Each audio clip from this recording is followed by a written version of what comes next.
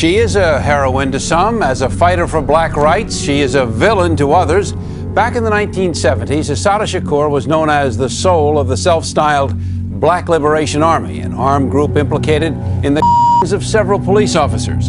Her name is Assata Shakur. In the United States, she is known by the police and FBI as Joanne Chesimard, one of the nation's most wanted fugitives. Wanted for what police describe as the cold-blooded execution of a New Jersey state trooper back in the 70s.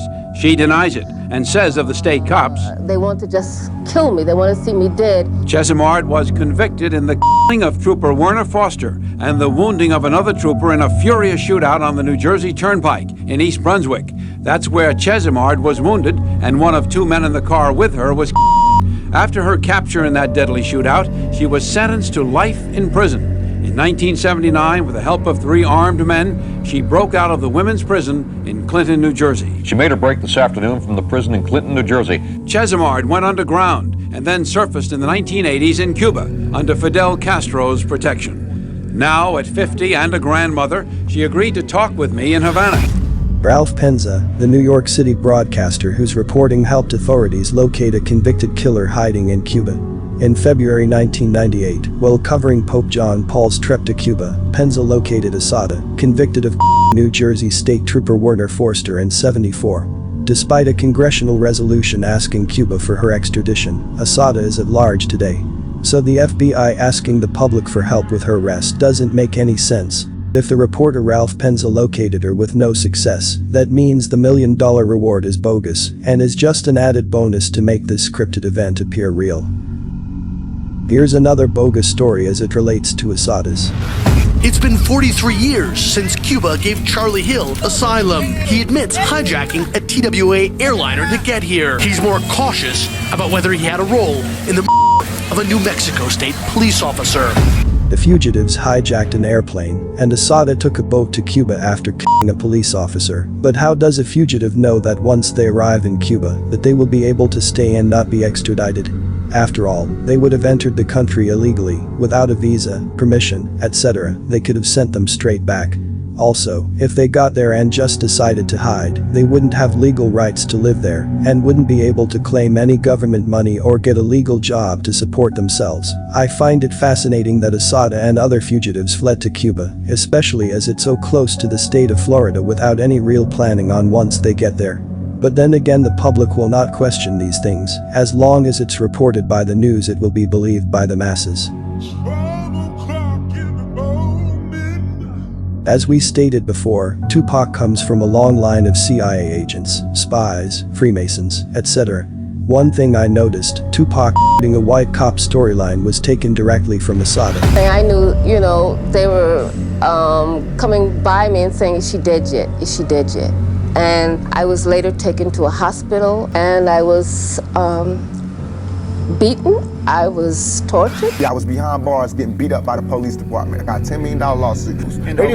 They did not see me on TV with my eye busted, my head busted. There's pictures of those. In Oakland, yes, in Oakland. You don't see them pictures. Absolutely false. Our investigation shows that Joanne Chesimard initiated the conflict. She reached into her pocketbook, pulled out a 9mm weapon and started firing at Trooper Harper. 2 carloads of people pulled up, and the first person that stepped towards me had a pistol sticking out of his belt. When I heard gunshots ringing out, felt one of them strike me in the back at my waist area. I thought it was crazy. The famous singer will be out someone in the back. Also, it said she broke out of a women's prison in Clinton, New Jersey. Where was Tupac sentenced? Clinton Correctional Facilities. It's your period of incarceration in Clinton Correctional Facility. She broke out of the women's prison in Clinton, New Jersey. She made her break this afternoon. 17 women in that building. They pulled guns, were able to overpower a couple of officers, a male and female officer, and get her out. Put the officers in the back of the van, and they drove the van across an unfenced area in back of the institution to the adjoining Hunterdon State School. There they got out of the van and fled in vehicle or vehicles, and the officers freed themselves and were uninjured. How were they able to get in here with guns? That's part of the investigation. There's a sign right there that says anyone coming in is subject to being searched. That's true. I don't know how they did it. Well, then you must have identities on them. Yes. That's why they're looking for them. I don't have them. The state police are doing the investigation, not with Chesimard, and Chesimard are considered armed and dangerous. booking photographs. During this time, the arrested person is required to hold a placard with name, booking ID, weight, and other relevant information on it. Once the photos are taken, the ID officer will review them before processing to ensure accuracy. The front view photograph shall include a placard positioned in front of the inmate, either by use of the department's computer identification program, handheld or stand, with the top of the placard at the neckline. However, looking at Assata's mugshot, we notice they're covering all of her jail info. This would be considered a violation. It leaves the question, why? We also found another mugshot with the information uncovered, but it leaves one to think. Why are they taking multiple photos? Maybe one for the media, but that doesn't make sense. Her info is hiding some information. Maybe her inmate number is non-existent. This was clearly a staged photo shoot. And in all of these older scripted events, they used the number 33. Looking at the top of the mugshot, it says circular number 33. They gave all of our parents the HOAX code. In fact, her case is filled with 33s, but for the sake of time, let's listen to Assata herself. So, in 1979, after being sentenced by an all-white, convicted by an all-white jury, and sentenced to life in prison plus 33 years plus 30 days. And sentenced to life in prison plus 33 years plus 30 days. I think Assata, not making many appearances about her case, is due to the fact she's not a very good actor. She struggles to remember her life as she reads it. With such a dramatic experience, such as being in a shootout with cops, breaking out of a maximum security prison, escaping by boat, this should be something she can repeat in detail with no problems.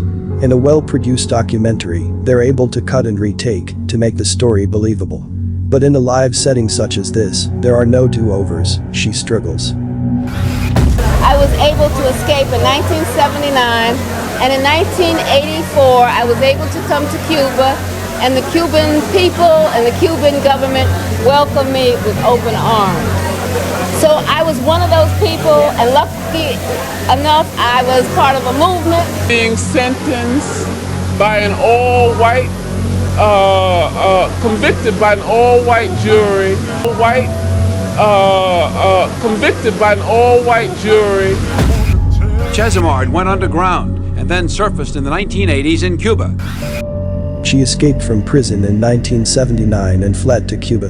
The distance from New Jersey to Havana, Cuba is 1,295 miles. How did she hop the border without getting noticed? The United States has one of the most heavily surveilled borders on Earth. No one noticed her. Whether she traveled by foot, by plane, or by train, she would have been noticed, especially given how much media attention she was receiving. No one can travel 1,300 miles without a single soul recognizing them after their face has been plastered all over television. Cuba is across the ocean and is not topographically connected to the United States, which means that she would be required to take a boat or ferry to enter the island. You can't just enter Cuba. It's an island, guarded in its entirety on every corner by the Border Patrol. How did someone labeled as a terrorist who is deemed a threat to all governments and national security get to slide into a country ruled by a fascist dictator who literally kicked terrorists out of his country? Astro used to put all miscreants and criminals on boats and send them to Miami for the US government to deal with. But he let a terrorist into his country. How is it that people believe that the United States government can find Osama bin Laden in some random cave in the middle of a desert in the Middle East, but can't find Assata?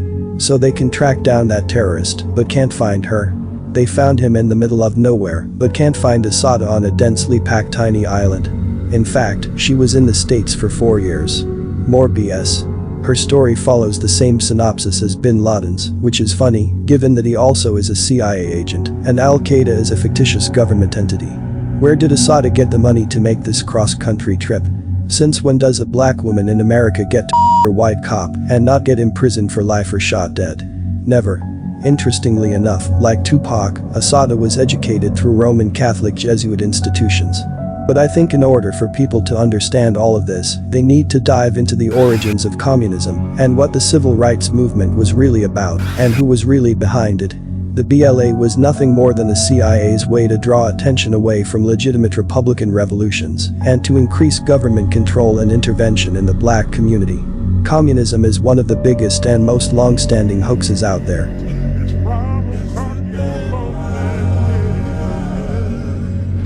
Those are people that don't know about the Black Panthers were a militant black organization from the 60s that was handling their business in a major way. How has that affected you in terms of, It's made it to where, as I know, the police know who I am, the FBI, they already been all through my family, all through my house, all that.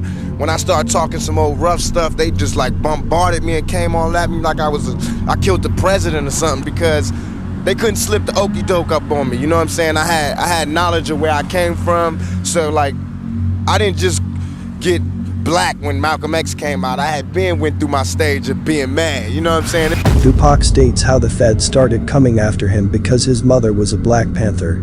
He's lying. He's providing the public with some heroic platitudes, noble grandiose background stories, to give them the idea that he is a threat and a renegade against the establishment, who has been targeted since birth due to his bloodline. He's implanting the concept in the public's mind that his life has a quickly approaching deadline, that the government is on his back, that his activism is making them worrisome, and that he is carrying on the legacy of his family and predecessors. This is exactly how controlled opposition works. They inflate themselves as gallant heroes. They have cryptic and epic stories and backgrounds. They begin to pick up more and more mainstream coverage as their career progresses. Then they start to implant fear-mongering into public perception by telling everyone that they're getting targeted because of who they are, and then they end up assassinated by some lone wolf. Same game each time. Same with Assata, except rather than giving her a hoax assassination, they gave her some romantic Disney story about how she fled from the most powerful country on earth while carrying a life of imprisonment and a ton of felonies on her back. Assata is a CIA agent just like Tupac. Chesimard went underground and then surfaced in the 1980s in Cuba under Fidel Castro's protection. Under Fidel Castro's protection. There is evidence Castro was an actor. Unlike Assata, he may be a better actor. He has a page at IMDb. How many other communist leaders have pages in the Internet Movie Database? He was an extra in several Hollywood movies, including 2 in 1946. Around this time, the CIA was formed.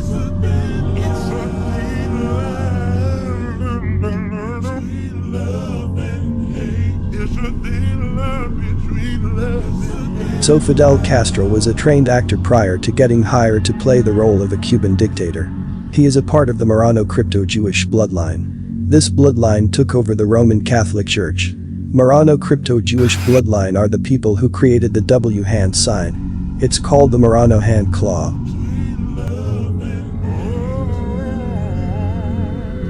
This is all connected because you have to remember that Tupac himself was named after a descendant of the Marrano crypto-Jew, a Spanish man who was trained by Jesuits, the revolutionary Tupac Amaru.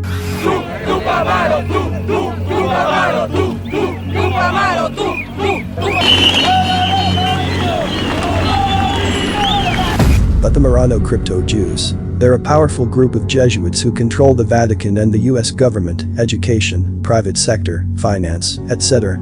Fidel Castro was a good friend of Ernest Hemingway, who CIA now admits was an agent.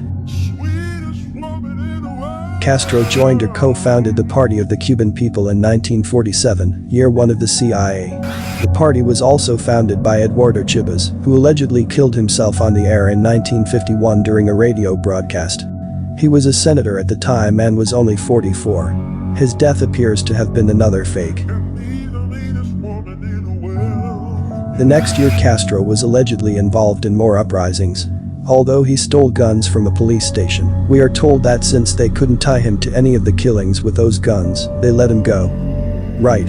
Go steal guns from your local police station and see if they let you go without prosecution. Even worse, go to a foreign country and steal guns from a police. Go to Colombia, steal guns from a police station, and see if they let you off like they did Castro. Castro again skated charges in 1950 when he was arrested for fighting with police. Charges were mysteriously dropped. In early 1952, Castro first ran for Congress, although it is unclear why anyone thought he was qualified to do so. Nonetheless, he met with General Batista only months before Batista took over the country. That's curious, seeing that Castro was only 25 and had done absolutely nothing important. His law practice was a failure. In 1956, Castro tried again, attacking Cuba from Mexico. Allegedly, Batista's forces supposedly attacked them, killing most of them. The remaining 19 went into the mountains during this time. Castro was interviewed by the New York Times and became a celebrity. Isn't that amazing? I never understood how Castro and his men were at war in the heat of the battle, yet the cameras were rolling. Stable shots as if no real rounds were being fired back. Notice a man shoot and run away while the cameraman stays in the same spot. The cameraman even had his back turned. Lights, camera, action. This is clearly staged. This guy even pretends to shoot. Watch how he gets down, cock back, and makes the shooting motion as if the gun had kickback.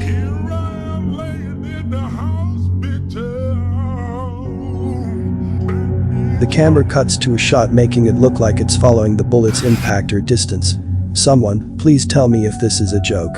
It looks like a poorly produced sitcom. We are told Castro's men overran a military outpost in La Plata in 1957. Right. 19 poorly armed men overran a military outpost. Right. Only 3 months after being wiped down to 19, this group attacked a presidential palace in Havana. The story couldn't be any stupider if it included clowns. In short, large parts of the civil war in Cuba were faked. They never happened, except in the history books which were written from Langley. Castro rose to power in 1959, not because he won any battles, but because he was picked by the US to head the puppet government in Cuba.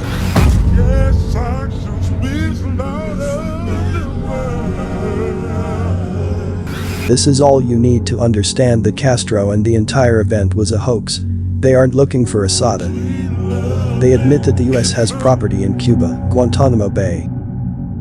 They have a naval base on the island, but we are told that the US was just leasing it from Cuba. We spend about $2,500 a year worth in gold. We send them a check every year in the lease. Castros have never cashed any of those checks on purpose. They've cashed a couple on accident. The US has maintained that base throughout the 20th century, up to the present moment. Why isn't Cuba able to drive this US base off the island? We are told Cuba has wanted the base to close since 1959, but we just ignore them. Cuba from the US naval base, which the United States has been leasing from Cuba since 1903. Former Cuban President Raul Castro has demanded that the US return the land. Maybe in our deal with Cuba, because we're probably paying rent. It's funny hearing people say that Tupac and Assata are in Cuba hiding. Well, in that case it makes sense because they're all CIA agents, Castro, Tupac, and Assata. Castro is nothing but a puppet with absolutely no power. He's just a figurehead placed there to distract people from the powers that are situated above him.